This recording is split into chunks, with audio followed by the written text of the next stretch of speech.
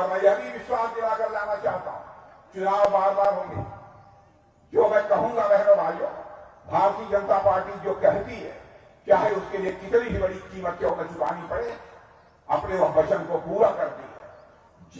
जिन घरों में आज तक पानी नहीं पहुंचा, उन घरों में पानी पहुंच कर रहेगा बहनों भाइयों, और 2024 तक जो घर बचे होंगे उन घरों में भी पाइप द वाटर, यानी पाइप के द्वारा पानी पहुंच कर रहेगा। मैं आपको विश्वास दिलाता हूं। और यहां कनेक्टिविटी का जो अभाव था, संपर्क मार्गों का जो अभाव था, आज उसमें बहुत बड़ा परिवर्तन आया। मैं तो कहता हूं त्रिपुरा को हीरा मिल गया, त्रिपुरा को हीरा मिल गया। हीरा HIRA, हीरा का मतलब यच से हाईवेज मिला है, आई से इंटरनेट वेज मिला है, आर से रोड्स और रेलवेज मिला है, और ए से हीरा में अंत में ए आता है, ए से एयरवेज मिला है। यह सारी सुविधाएं त्रिपुरा राज्य को देने का काम यानी किसी सरकार ने किया है, हमारी भारतीय जनता पार्टी की सरकार ने किया है। इसीलिए मैंने कहा कि त्रिपुरा राज्य को हीरा मिला है। त्रिपुरा की जो कुछ भी जनता यहां पैदा करती है, उसको त्रिपुरा से बाहर ले जाकर यदि आप बेचना चाहते हैं तो वस्तुतः सुविधाएं भी हमारी सरकार मुहैया करा रही है। हमारे प्रधानमंत्री का मानना है त्रिपुरा एक ऐसी जगह है जहां पर की ऐसी भी चीजें पैदा होती हैं जिनकी जरूरत देश के दूसरे राज्यों को भी होती है, लेकिन आवागमन का साधन न होने के कारण इन सब सारी चीजों का ट्रांसपोर्टेशन ले जाना यह संभव नहीं हो पाता है। अब सारी यह सुविधा हो जाने के कारण रेल की भी सुविधा हो गई, हवाई जहाज की भी सुविधा हो गई। अब यहां का माल यदि हम बाहर भी ले जाना चाहते हैं तो हम ले जा सकते हैं। इतना ही नहीं, अब तो इंटरनेशनल हाईवे भी बन रहे हैं।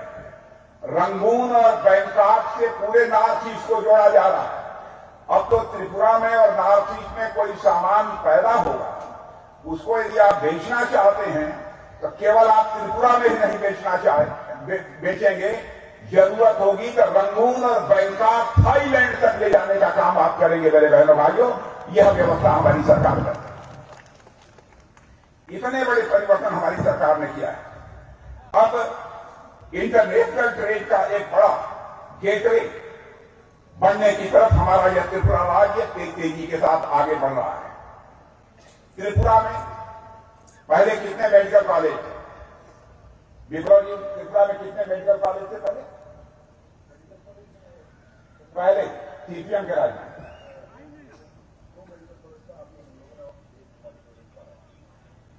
पहले सर 2 मेडिकल कॉलेज पहले, अब 3 हो गए।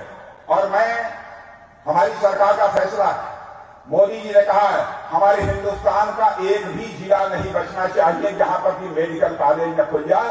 त्रिपुरा के हर राज्य में, हर जिले में मेडिकल कॉलेज खुलेगा। बहनों भाइयों, हर जिले में मेडिकल कॉलेज खुलेगा।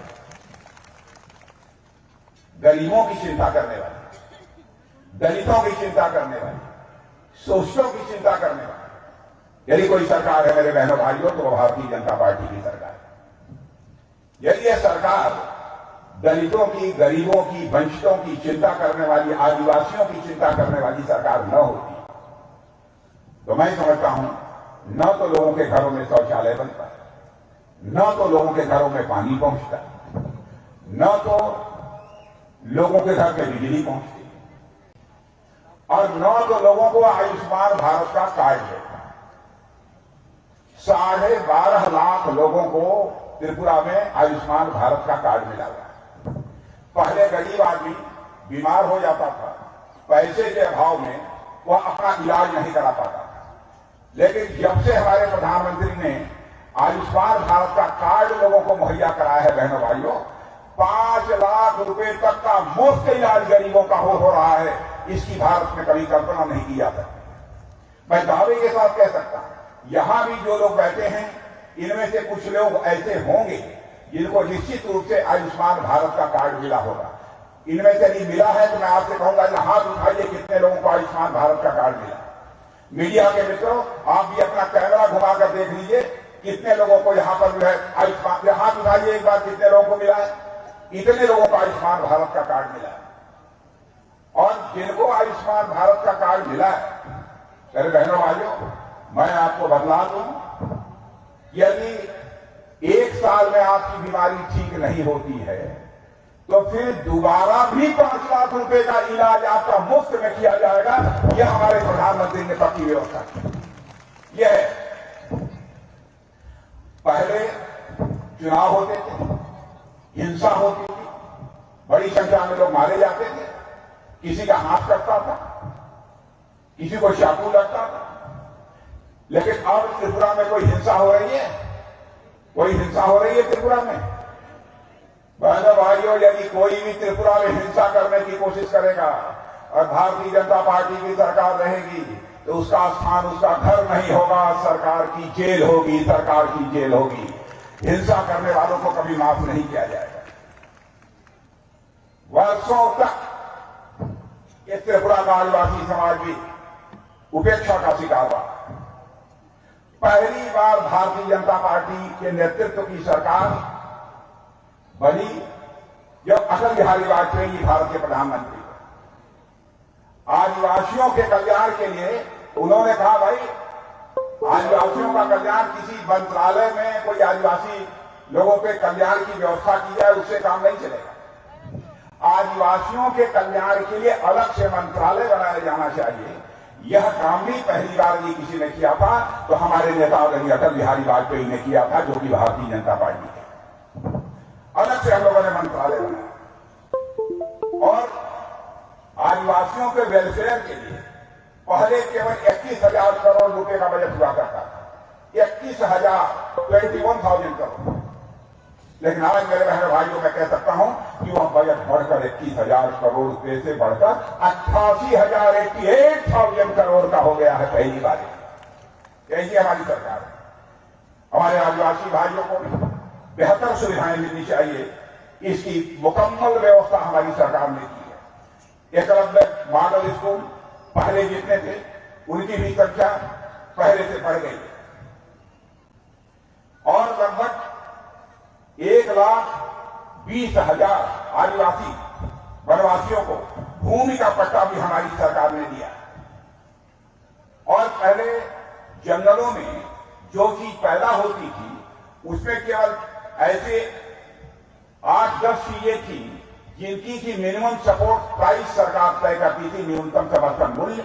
लेकिन हमारी सरकार ने आने के बाद 90 ऐसे वनोपज हैं जिनकी की मिनिमम सपोर्ट प्राइस हमारी सरकार ने तय की है। और मेरे बहनों भाइयों, जनजातीय इलाकों में 50,000 वन धन केंद्र खोले गए। 50,000 माने जो चीजें जंगलों में पैदा होती हैं उनके लिए खोले गए। इसलिए मैं आप सबसे निवेदन करने आया हूं कि बहनों भाइयों, समाज के सभी वर्गों की चिंता करने वाली पार्टी इस हिंदुस्तान में यदि कोई है तो उस पार्टी का नाम है भारतीय जनता पार्टी। आज कुछ लोग कहते हैं कि आदिवासी समाज के लिए, वनवासी समाज के लिए एक सिक्योर्ड लैंड होना चाहिए, सुरक्षित स्थान होना चाहिए, सुरक्षित भूमि होनी चाहिए। अरे बहनों भाइयों, इस आदिवासी समाज ने, वनवासी समाज ने, इस देश के रहने वाले लोगों ने लड़कर भारत को अंग्रेजों से आजादी दिलाई, अपना बलिदान दिया। भगवान बिरसा मुंडा को हम किसी भी सूरत में नहीं भूल सकते। भगवान बिरसा मुंडा के जन्मदिन 15 नवंबर को जनजातीय गौरव दिवस के रूप में मनाने का फैसला की सरकार ने किया है, तो हमारी सरकार ने किया है, हमारे प्रधानमंत्री नरेंद्र भाई मोदी ने किया। आज कुछ आदिवासी भाइयों को भी लोग बरगलाने की कोशिश करते हैं। इसलिए मैं कहना चाहता हूं बहनों, जो लोग सिक्योर लैंड की बात करते हैं, कैसा सिक्योर लेना चाहिए?